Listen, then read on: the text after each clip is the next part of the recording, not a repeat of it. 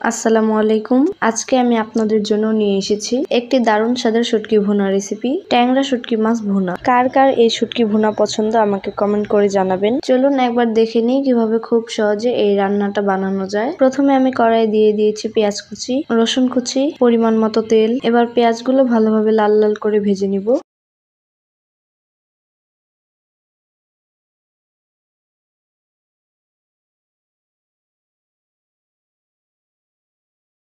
পেঁয়াজগুলো ভালোভাবে ভাজা হয়ে গিয়েছে। এবার এতে দিয়ে দিব হলুদের গুঁড়া, মরিচের গুঁড়া, স্বাদ মতো লবণ দিয়ে নেড়ে চেড়ে নিব।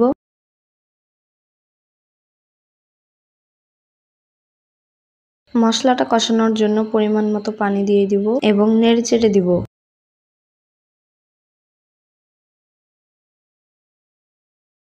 মশলাগুলো ভালোভাবে কষানো হয়ে গিয়েছে। এবার এতে ট্যাংরা মাছের শুটকিগুলো দিয়ে দিব এবং ভালোভাবে কষিয়ে নিব।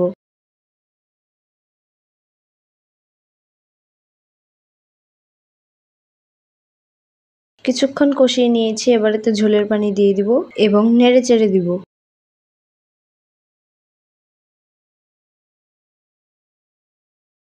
কিছুক্ষণ জাল করে নিয়েছি। এবার এতে দিয়ে দিব 7 থেকে 8টা কাঁচামরিচ এবং নেড়ে চেড়ে দিব।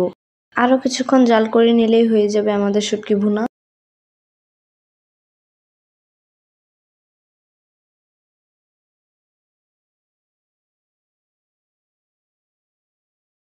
আমাদের ট্যাংরা মাছের শুটকি ভুনা রেসিপি তৈরি। এবার পরিবেশন করব।